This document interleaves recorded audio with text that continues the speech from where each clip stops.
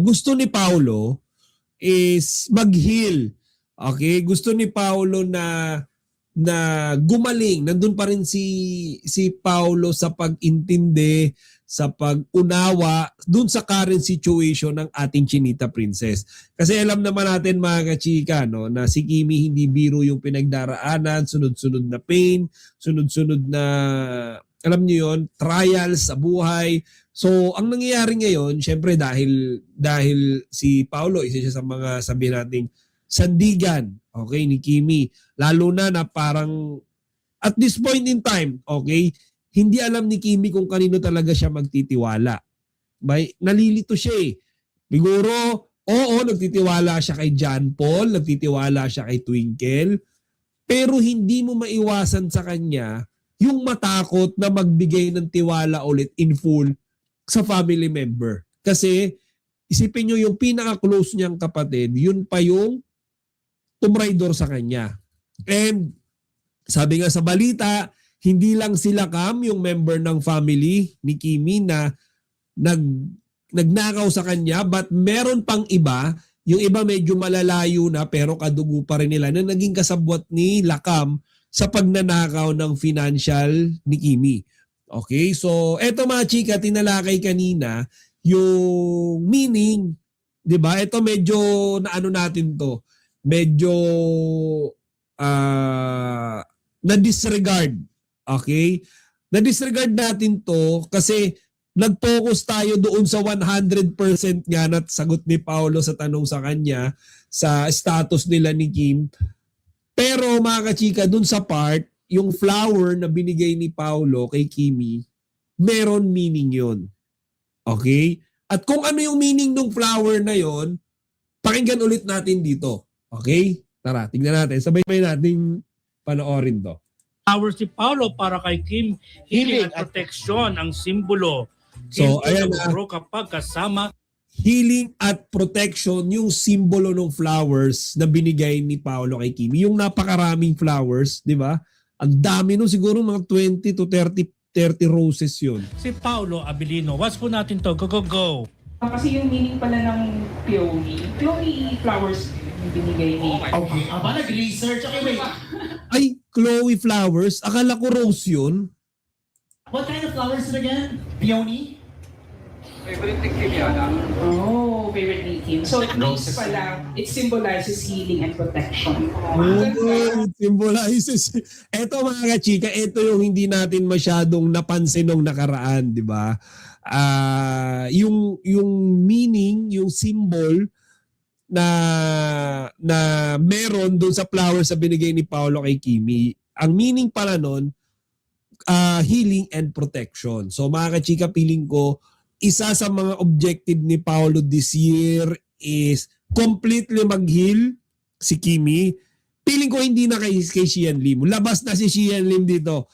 Feeling ko gustong mag-heal ni Paulo si Kimi dito sa issue nila magkapatid. Feeling ko nandoon pa rin yung pain, nandoon pa rin yung damage na nagawa kay Kimi. And Paulo is helping Kim to recover from that pain. Di ba? So ayan. Madam Celestina More, PBB. Alex Santos, Smoky Dane. In Danish language means beautiful woman. Okay. Minda Ariola, sabi ni Madam Minda, chika para siyang Diyosa. Correct. Parang parang diwata. Ayan, diwata. Yung tamang term doon, diwata eh. Edna Rizardo, good evening, kachika. Ayan, good evening din, Madam Edna. Jang D. Bets Abilino, hello po. Ayun, hello Madam Jang D. Alam ko ba't ka na late kasi syempre tinapos mo yung PBB. Yan, Celestina More, tapos ng PBB. Virgie Biscaida, good evening. Good evening din po, Madam Virgie. Good evening mga kachika. Yan, si Madam Rosalie, humabol. Ayan, Peonies. Ayun, yung hinihintay kong flower. So, Peonies nga. Thank you dyan, Madam Jang D. So, Peonies pala, hindi pala siya, hindi pala siya rose. Sorry, correct ko yun. Sa ayan. Cheerful Dumplings. Ayan, magandang gabi, Chika Patol. Maraming salamat sa ayuda. Kim Pao. You're very much welcome. Doon sa mga humabol kakasabi ko lang pala, doon sa mga old videos ko or iba mga most recent naman, hinihimay-himay ko sila para mapaikli ko and then ginagawa ko silang video. Okay? Kasi yung iba nating mga kachika nagre-request sa comment section, gumawa daw ako ng video. Yung mga video lang na per discussion, per topic, para daw hindi sobrang haba. So, ang ginagawa ko, kinakatkot ko yon mga 15 to 18 minutes, and then upload ko as video. Okay? Mga hindi nakapanood ng live. So, ayan. Gemma Kamay. Ayan, good evening. Ayan. Sabi ni Madam Minda Ariola, peonies are often mistaken for roses. Uy. O nga eh. Ang ganda nga niya eh. Parang nga siyang rose eh. No? Ito oh. Oh, di ba? Parang rose. Little peony. Para siyang rose. Peony pala. Kaya pala, iba yung itsura nung binigay ni Paolo kay Kimi. Hindi siya mukhang rose. Yan. Did you know that? Well, ang sabi ko lang sa flower shop. For healing and protection po. Pink lang sa red. Nagagamot pala yung flowers. Pwede mong bulaklak for healing and protection. Ayun. Pero yun na, Kim, do you feel protected by Paul? Ay, ang ganda. Yun na. Super. Isa ka palang armor, knight and shining. Wala, super. Okay na, oo naman. Hindi, well, lahat naman, hindi ko naman protected ako. Paano mo masasabing hindi ka protected pag minamanyak ka na? Siguro ganun. Ano sabi ni protected pag namanya ka na? Yan, sabi ni Madam Mercedita Pioquid, yan ang paboritong flowers ni Kim. Mahal po yan. 1,500 per stem. Oh! 1,500 per stem? Diyos ko, parang isang bouquet na ng rose yun ah. Grabe, ang mahal pala nun. Tingnan ko nga, totoo ba yan? Totoo ba yan mga kachika? Baka niloloko niyo ako ha? Ayoko ng lokohan ha? Ay, oo nga. Mga kachika, yung yung peony, 55,000, yung isang luxury arrangement. So most likely yung binigay ni Paolo kay Kimi, 55,000 pesos yun. Di ba grabe? Nahiya naman ako, binigay ko sa asawa ko, mga tagwa 1.5 lang. Diba, flowers. Anyway, sa akin naman, it's the thought that counts. Pero di ba, nakakatuwa. Alam niyo mga chika, sa totoo lang, ito yung mga bagay na minsan nakikita ko kay Paolo na minsan hindi niya sinusukat yung pera. Okay, doon sa taong mahal niya. 'Di ba? Sabi nila, si Kimi daw galante, 'di ba? Si Samilby pa nga nagsabi namimigay daw ng pera si Kimi. And nagugulat si Sam doon kasi hindi naman niya kilala namimigay. Kasi wala namang ganun eh. Usually binibigyan mo lang nung mga ganun kalalaking amount yung taong mahal mo. 'Di ba? And natutuwa ako kasi silang dalawa ni Paolo, si Kimi and Paolo, bukod sa kanilang dalawa, okay, si Kimi galante kay Paolo. Sobra, 'di ba? iPhone 17, yung bike, ano pa ba? Yung singsing, 'di ba? And si Kimi, ganun din kay Paolo, galante rin siya. Pero mga kachika, sa ibang tao, sa mga strangers, ganun din sila. 'Di ba? So basically, dito sa part na pagiging charitable, pagiging giving, okay, sa lahat, pagiging tawag dito, mapagbigay, pareho sila niyan. Kaya sila nagkakasundo eh. 'Di ba? So actually nagulat ako mga kachika, akala ko mga around 12,000 lang yun, yung flowers. Times 5 pa pala nung iniisip ko. Grabe. Naku, napasaludo ako kay Paolo. Paolo, saludo ako sa'yo. Ayan. Sabi ni Madam Jang Di Betts Abilino, kaya nga, nasa 25 to 60K po ang bouquet niyan.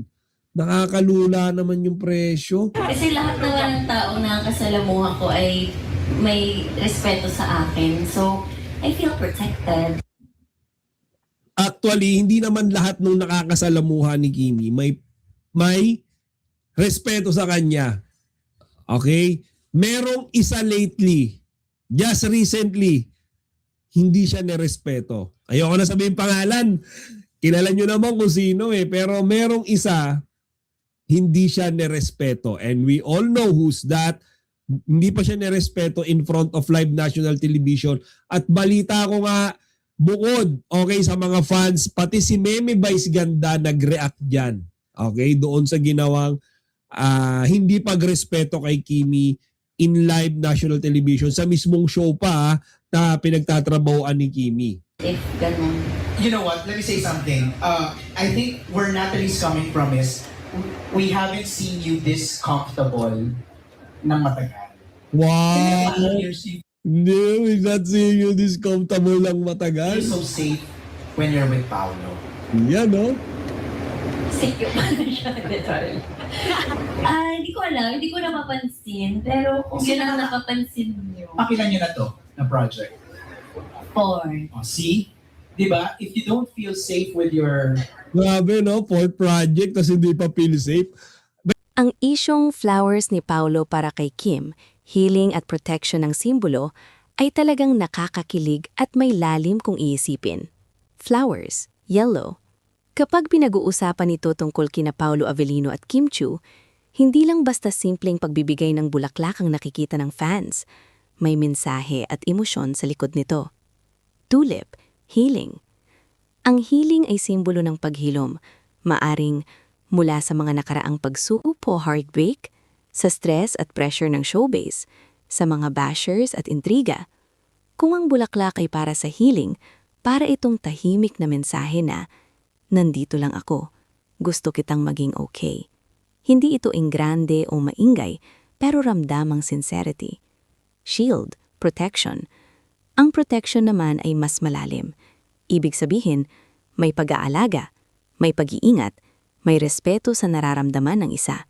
Sa mundo ng showbiz na puno ng intriga, malaking bagay ang may taong handang maging protector mo, kahit sa simpleng gesture lang. C. Reaction ko. Kung totoo man ang simbolismong ito, masasabi kong hindi ito pa bebe o for show lang. May emotional maturity ang dating. Hindi minamadali pero may malinaw na concern. Ang makakatuwa pa, hindi nila kailangang magbigay ng direktang konfirmasyon para maramdaman ng fans ang sweetness. Minsan, mas malakas ang impact ng subtle gestures kaysa sa malalaking deklarasyon. Star, ano pa ang may dadagdag? Sa kultura natin, ang bulaklak ay madalas konektado sa pagmamahal, pagpapahalaga, paninindigan. Kaya kung healing at protection talaga ang mensahe, parang sinasabi nito na ang relasyon, anumang label nito, ay hindi lang kilig, kundi may depth at intention. Sa tingin mo ba, mas meaningful ang ganitong tahimik na gesture kaysa sa grand romantic surprises? Tungkol sa balitang flowers ni Paolo para kay Kim, healing at protection ng simbolo, masasabi kong napaka-meaningful nito kung totoo man ang intensyon sa likod ng gesture. Pagdating kina Paolo Avellino at Kim Chiu, hindi lang basta kilig ang nakikita ng mga tao. May lalim ang dating. Ang pagbibigay ng bulaklak na may simbolong healing ay parang mensahe ng pagdamay at pag-aalaga. Parang sinasabi, gusto kitang maging okay. Gusto kong maging parte ng paghilom mo. Samantalang, ang protection naman ay mas mabigat na salita. Ibig sabihin nito ay handang magbigay ng seguridad, emosyonal man o mental, lalo na sa mundong puno ng intriga at pressure. Hindi ito flashy o showy, pero may sincerity. Sa totoo lang, mas nakakatuwa ang ganitong klaseng gesture dahil hindi ito mainay. Tahimik pero may dating. Hindi kailangan ng ingranding deklarasyon kung ang aksyon mismo ang nagsasalita. Pero siyempre, bilang mga taga-subaybay, dapat balanse rin ang pananaw. Maaring simpleng thoughtful gesture lang ito na binigyan ng mas malalim na kahulugan ng fans. At okay lang din iyon, dahil natural na ang mga tagahanga ay maghanap ng simbolismo sa bawat kilos ng mga iniidolo nila. Sa kabuuan, ang balitang ito ay nakakakilig, may emotional depth, nagpapakita ng maturity kung totoo ang intensyon. Ikaw ba, naniniwala ka bang may mas malalim na ibig sabihin ng bulaklak na iyon o simpleng sweet gesture lang talaga? Narito ang mas malalim at mas mahabang reaction ko tungkol sa balitang flowers ni Paolo para kay Kim, healing at protection ang simbolo. Unang-una, kapag ang isang lalaki ay nagbibigay ng bulaklak na may malinaw na simbolismo tulad ng healing at protection, hindi ito basta random gesture lang. Sa kaso ni Paolo Avellino at Kim Chiu, mas nagiging makahulugan ito dahil pareho silang dumaan sa maraming intriga, pressure at public scrutiny. Shield, healing. Ang salitang healing ay hindi basta romantic, ito ay emosyonal. Ibig sabihin nito, pagdamay sa mga pinagdaanan ng isang tao, pagiging safe space, pagbibigay ng comfort at reassurance. Kung ang bulaklak ay simbolo ng healing, parang sinasabi ni Paulo, kung siya nga ang nagbigay, na hindi lang siya nandyan para sa kilig, nandyan siya para sa paghilom. At sa showbiz, kung saan bawat galaw ay may opinyon ng publiko, malaking bagay ang may taong tahimik pero matatag na sumusuporta. Shield, protection. Ang protection naman ay mas malalim. Hindi ito pagmamayari, kundi pag-iingat. Parang mensahe na, hindi kita pababayaan. Nandito ako kapag may bumabatikos. I'll stand by you. Sa dami ng bashers at intriga, lalo na kapag laging lamang mambalita ang personal na buhay, ang ideya ng protection ay napaka-strong statement. Hindi ito pang show lang, ito ay paninindigan. Shield, mas malalim na reflection. Sa totoo lang, ang mga ganitong balita ay nagiging malaki dahil sa simbolismo. Maaring simpleng bouquet lang ito, pero ang fans ang nagbibigay ng kahulugan batay sa mga nangyayari sa paligid nila. May dalawang posibilidad. Talagang may malalim na mensahe ang bulaklak. Simpleng sweet gesture lang ito na binigyan ng mas romantic na interpretasyon ng fans. Pero kahit alin pa man doon, ang mahalaga ay ang impact nito. At ang impact, nakakakilig, nakaka-hope, nakaka-excite. Shield, ano pa ang iadagdag? Ang nakikita ko ay maturity, hindi grand gestures, hindi pa sweet na sobra, kundi tahimik, steady at may depth. Minsan, mas romantic ang I'll protect your peace kaysa sa I love you. Mas powerful ang I want you to heal kaysa sa you're beautiful. Star, panghuling salubin. Kung totoo man ay simbolismong ito, masasabi kong hindi ito mababang kilig. Ito ay may emotional intelligence. At kung hindi man ito ganong kalalim sa tunay na sitwasyon, ipinapakita lang nito kung gaano ka-invested at ka-hopeful ang mga tagahanga. Sa huli, ang pinakamahalaga ay kung saya at payapa sila, kahit anumang label ng relasyon nila. Ikaw ba? Sa tingin mo ba ito na ang simula ng mas malino na pag-amin o mas gusto mo muna silang panatilihing low-key? May ilang dagdag na punto na pwedeng tingnan sa balitang ito tungkol sa healing at protection na simbolo ng bulaklak para kay Kim Chiu mula kay Paulo Aelino. 1. Timing ng gesture. Mahalaga ang timing. Kung ito ay dumating sa panahong maraming intriga o pagod si Kim sa trabaho, mas lumalalim ang kahulugan. Ang isang simpleng bulaklak sa tamang panahon ay nagiging emotional support, hindi lang romantic gesture. 2. Image versus reality. Sa showbiz, may posibilidad na personal at genuine talaga ang gesture o bahagi ito ng natural na sweetness na nadadagdagan lang ng interpretasyon ng fans. Hindi natin alam ang buong kwento, pero minsan ang mystery ang nagpapakilig lalo. 3. Emotional maturity. Ang healing at protection ay hindi teenage-style romance. Mas mature itong pakinggan. Ibig sabihin, kung ito man ay intentional, nagpapakita ito ng paggalang, pag-iingat, hindi minamadaling relasyon. Mas may depth kaysa puro kilig lang. 4. Epekto sa fans. Malaki ang epekto nito sa supporters. Hindi lang ito chismis, nagbibigay ito ng hope sa mga naniniwala sa second chances, inspirasyon na may lalaking kayang mag-alaga ng tahimik, mas lalong pagsusuporta sa tambalan nila. 5. Mas tahimik, mas malalim. Minsan, mas malakas ang dating ng hindi masyadong maingay. Walang grand deklarasyon, walang overexposure, pero ramdam ang concern. Panghuling dagdag, ang pinakamahalagang tanong dito ay hindi kung ano ang label ng relasyon nila, kundi may respeto ba, may consistency ba, may tunay na care ba? Kung oo, mas mahalaga iyon kaysa sa kahit anong kumpirmasyon. Sa tingin mo ba, mas gusto ng fans ang ganitong subtle na gestures kaysa sa big reveal ng relasyon?